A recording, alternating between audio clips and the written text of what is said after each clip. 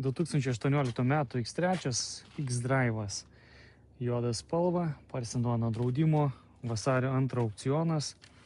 Su tokiu pažeidimu į priekinę dalį. Kaip matote, kažkokio tai smūgio nėra, matosi nėra buvę didelio turbūt. Trūksta lempos, bamperio, bet lonžironai, radiatoriai, sparnai, viskas atrodo yra nesulankstyta. Šiek tiek yra pabraižymas ant šoninio sparno. Kapotas atrodo yra sveikas. Radiatoriai sveiki, balkis sveikas. Jį turi 118 tūkstančių mylių.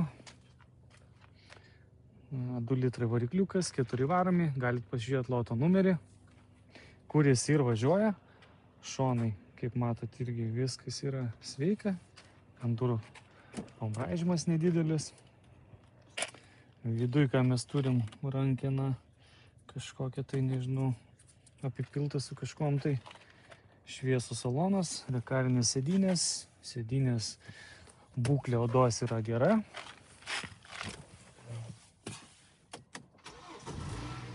Mašina užsiveda.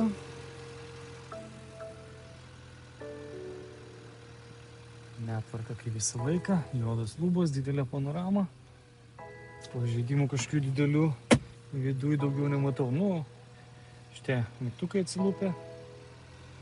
Bet varikliukas dirba gražiai, nors ir čia enžinas dega. Bet kažkokių garsų blogų nėra.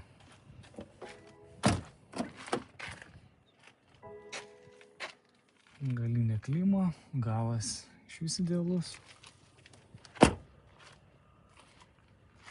Parktronikai sudėti, galinės kameros. Pasižiūrim, kas bagažiniai.